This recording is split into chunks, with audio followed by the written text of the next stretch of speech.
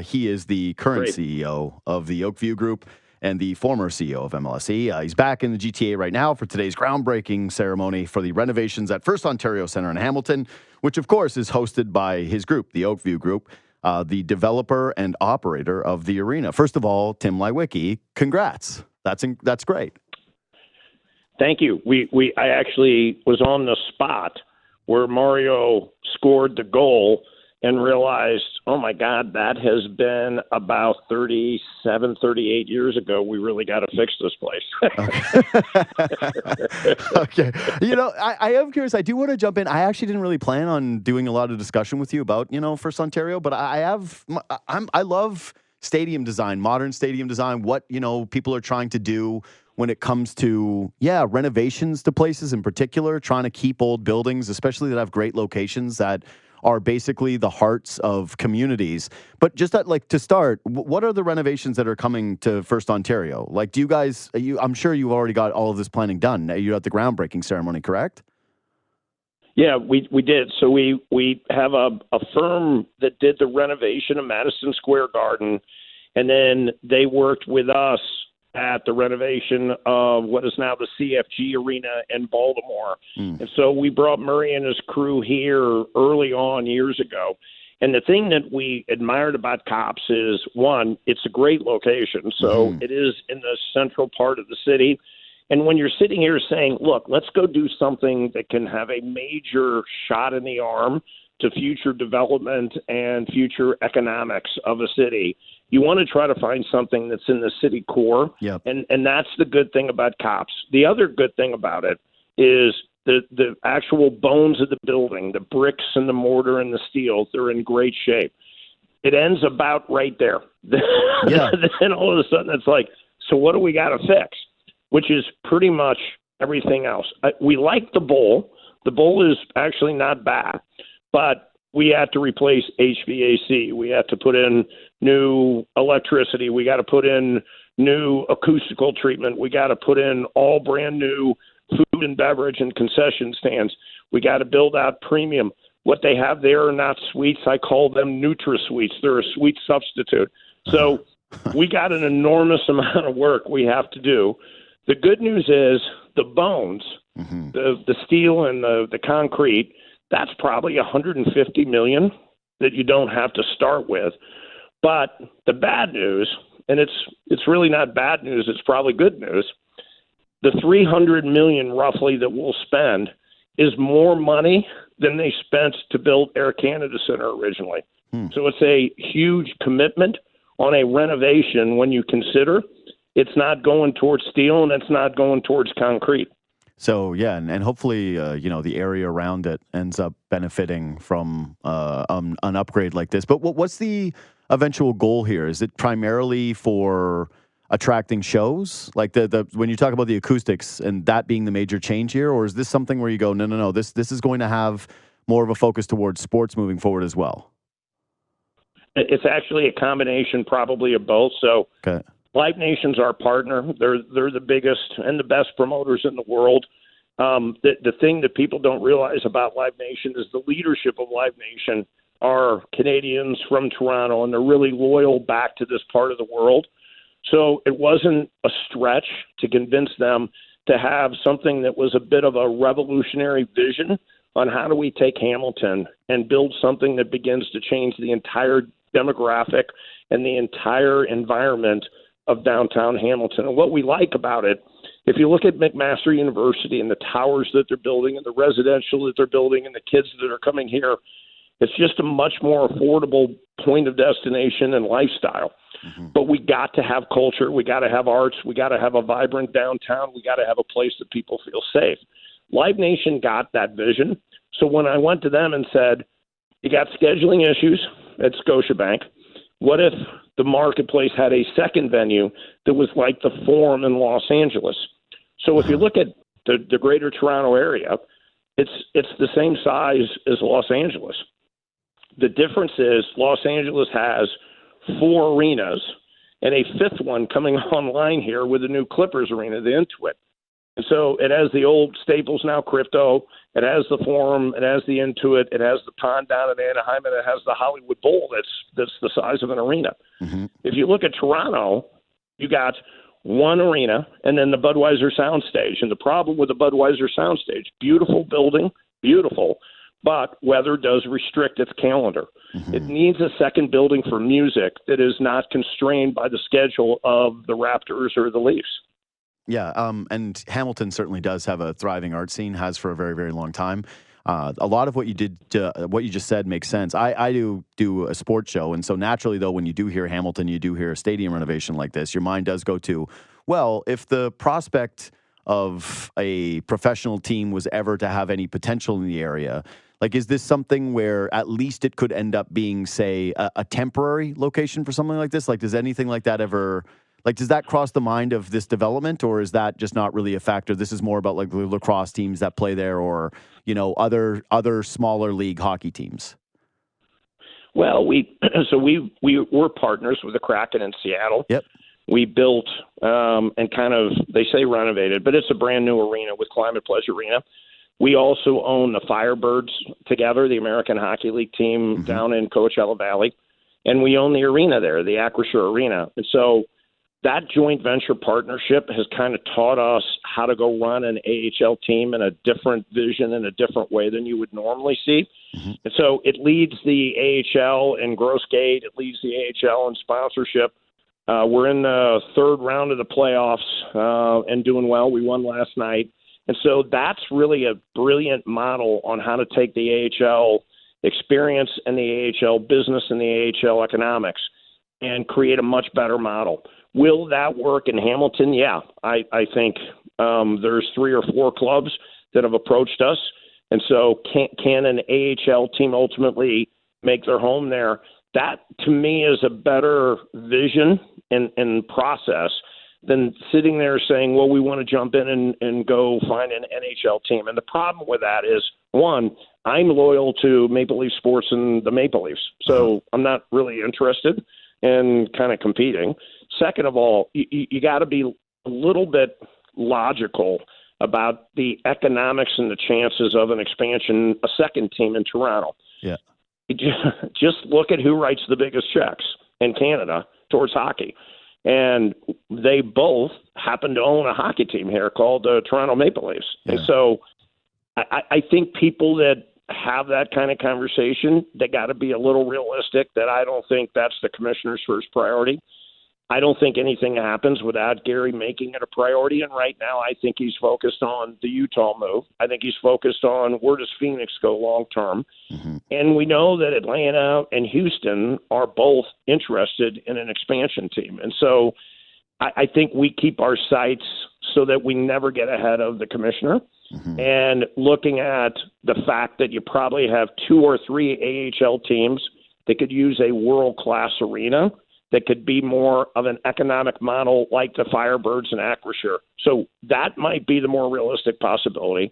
But then, too, shall be great. Then maybe we could do a Raptor game or 2 preseason. Maybe we could do a Leafs game or 2 preseason. We really compliment Larry Tannenbaum for thinking about the WNBA. So can we play some WNBA games down there? Maybe. Canada basketball needs a permanent home where they do their qualifying games and their friendly games. That could be an opportunity.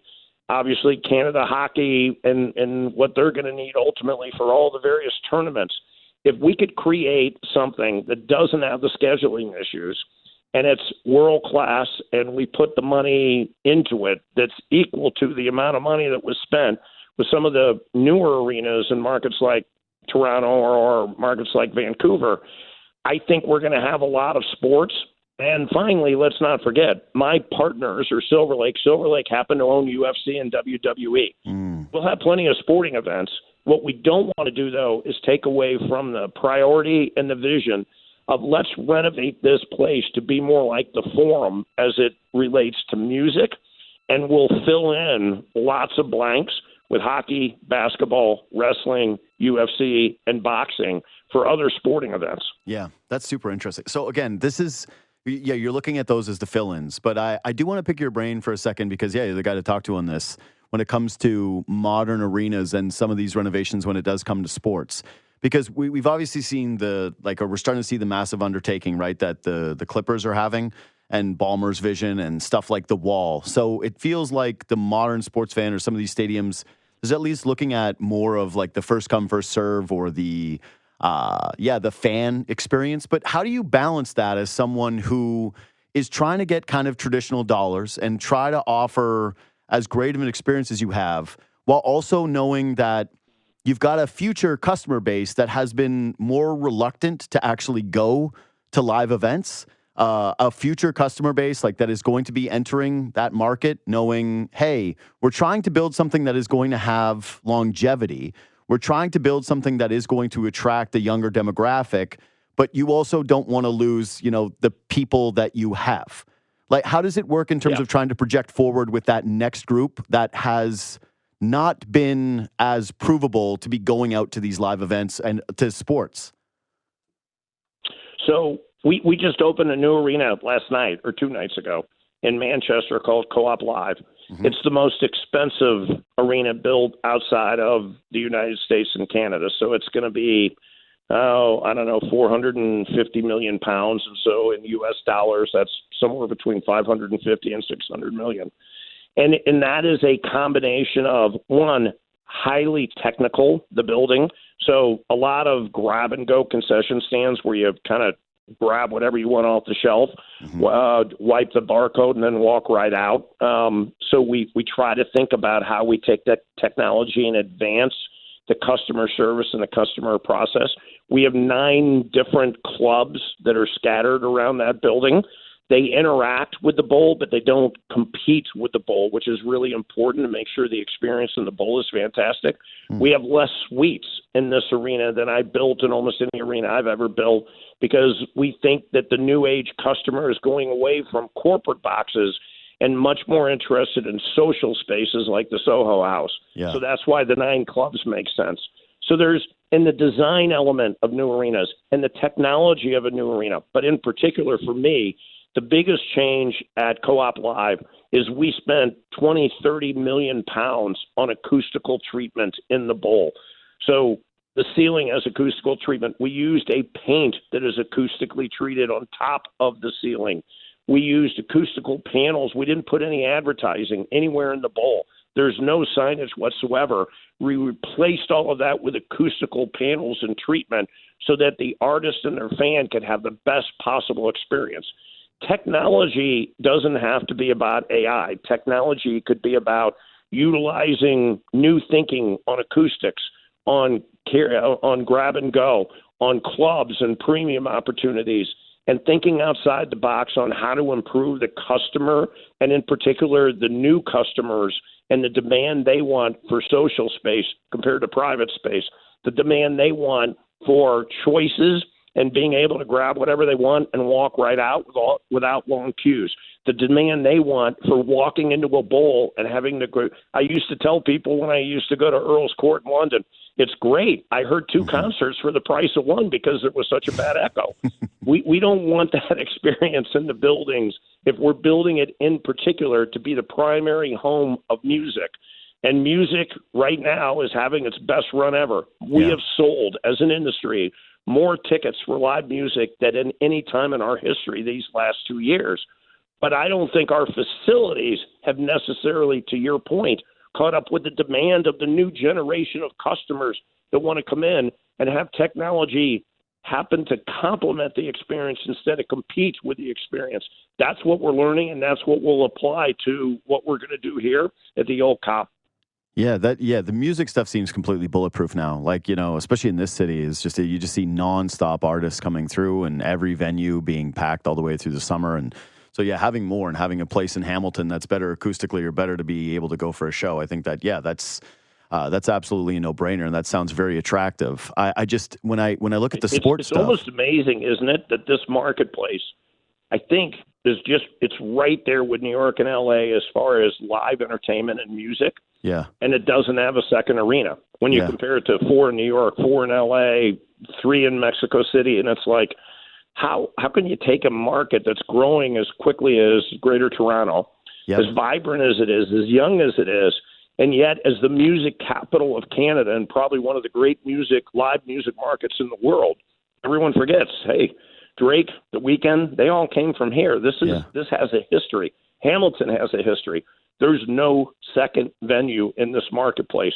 The only one of its kind in the top 10 demographic cities in all of North America that doesn't have a second arena. Yeah, well, I was even going to say, like, it felt like such a huge lift to the city when History opened its doors for music, right? Because it was like, oh, wow, there's actually like a mid-major venue here. And you go, how is it so long that you even have something like this? And that place is beautiful. Like, and the acoustics in there are great. I've seen tons of shows in there. But yeah, if you're talking about size, I don't even know what the capacity is, but I'm guessing that it's like, less. It's like maybe 5,000-6,000 that you could cram in there. Yeah, like maybe even a little less. Yeah. By the way, it's a brilliant concept. We started working with back in the day at MLSE with our relationship with Drake, and we loved the concept of it. But what we always knew is there was a massive hole in the marketplace, and they're just you have the demand at Scotiabank, but you have all of the holes for the Maple Leafs and the holes for the Raptors and the holes for a lot of other things that occur in that building. And now they're going to go through a renovation. And so I think we'll work in conjunction with them. Love Keith Pelley, the new CEO. He's a wonderful guy, great choice. He's going to do wonderful things. Give him a little bit of time and patience. He will do wonderful things, and he's going to be a great leader. But I think we'll work with them so that we could be a scheduling opportunity. I think some bands will play both buildings because we do see that in places like New York where they're going to play the Garden and then they'll go play UBS, which is our building we own with the Islanders. I think you'll see a lot of that here because the market's big enough, but you're also going to see bands that will play 3 or 4 nights here because scheduling will be easier in the new arena here. And so I think it's an interesting mix that kind of helps complement the music scene and the live experience. But we have to make it a great building. It has to be better than the experience in Buffalo. It has to be better than the experience at some of the surrounding big arenas. And we have to convince an artist, hey, we want you to go to our arena when you're sitting here and you only got 40 nights. Let's make sure one of the nights is Hamilton. Listen, as someone who loves going to live events, I fully encourage having more good places for live events. And also, though, this breaks my heart to inform you, but I don't think you'll be hiring me anytime soon to assess capacities or spaces because, History is 2,500. So, I doubled it. Poor job. Keep you away from the architects if that's the case. I'll just keep going as a customer. Okay, I'll just stick to going there, having some beers and watching some shows. Okay, so you do know Keith Pelley and you do know the job. I'm curious, in your conversations with him, did he consult you at all about the role, about your time there? Like, did you guys have conversations about what it is to be the CEO of MLSE? He's a good friend. Love him dearly. I think he was a phenomenal choice. I'm glad he took it. It's the right thing for him to do as well. He will make a difference. He is passionate about those teams. He comes from this marketplace. He's a sports guy and a music guy and an entertainment guy. I honestly don't think you could have picked a better person. And I said, you'll do a 10 times better job than me because you won't come right in the door saying, I'm thinking about parades. So I think he's wise to the history here. He certainly understands the passion, especially for the Maple Leafs. But I think he's going to make good decisions. I think he wants to win. I think he knows he has to continue to build a culture to win here. I think he will take the heat. He's not afraid of the heat, so he will be prepared to do the right thing and not let the heat ultimately make him knee-jerk. But I think he's a wonderful guy. And so I'm excited. And I got to be careful with my brother in the Kraken, but as a massive Leafs fan to this day, we certainly are praying for him, pushing for him, and doing anything we can to help and give him advice. How long did it take you to get up to speed with the job? Like, you accepted in 2013. When did you start to feel like you had the ground underneath you? So the good news is I had come from an organization that was pretty similar with AEG. We had the Kings, we had the Lakers, we had the Galaxy, we had buildings. And so I was familiar with what was going on here. And I spent about 2 weeks interviewing everybody and then making decisions, and we ended up making a lot of decisions very quickly. They were tough decisions. And I told Keith this story. We let 14 people go at the Raptors and rebuild the culture with Masai. With the TFC, we let essentially everybody go and rebuild the entire organization and the team. And then we probably should have turned our guns on the Leafs a little quicker, but we were letting them kind of decide who they were and where they wanted to go. I think it won't take Keith long because he also comes from the business. So he understands teams. He understands the NHL and the NBA and Major League Soccer. So I think he'll do a good job of hitting the ground running, but he'll do his work first. He'll get to know everybody, and then he'll make decisions. He won't knee-jerk. I really respect that about him. How do you, so you mentioned culture, and this is something that I'm really fascinated about because it's not just a buzzword now. It's something that I think we're all realizing the import, especially when it comes to these teams. And that was something that, when you came in, it felt like big and it was bold, and there were these sweeping changes, right? It was like the bloody big deal. And yes, you are the guy that did hire Shanahan and Masai Ujiri, obviously. And it just felt like this major tone shift when it came to the approach in the city. But how do you establish a culture when you have so many competing interests, like when you have so many products and responsibilities that are under your purview? The good news is that we didn't have too much on our plate. We were doing, if you think about, I kind of stayed with the organization for a couple of years and built OVG at the same time. I was trying to help with MLSE. Mm-hmm.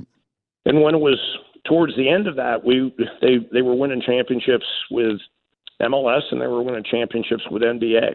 And so they weren't distracted. I think this organization is unique in that it could handle the assets that they have.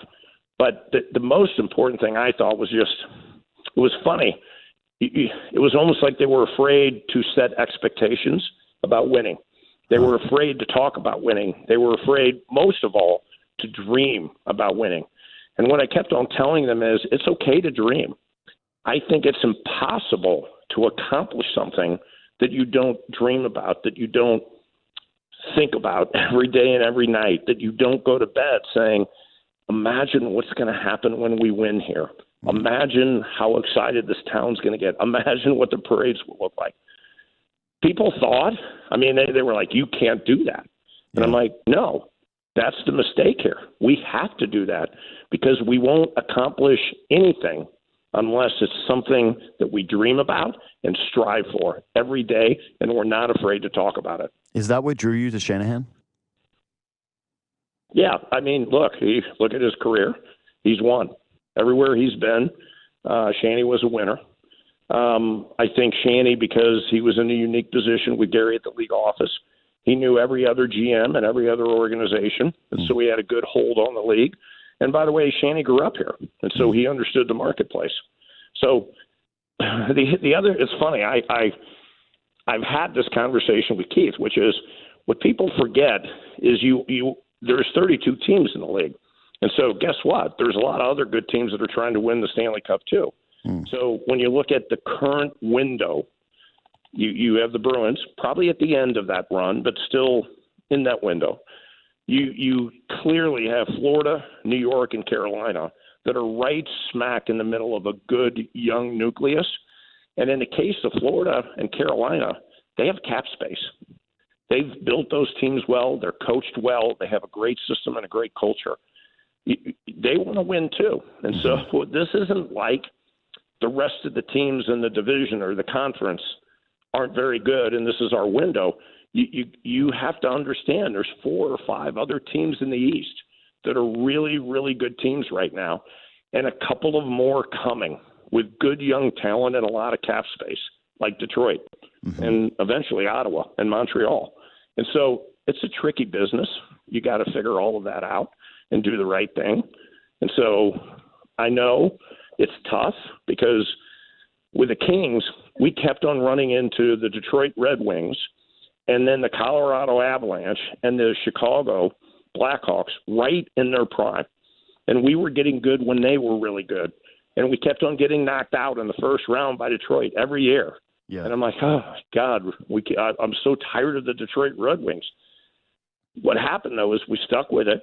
We had good drafts.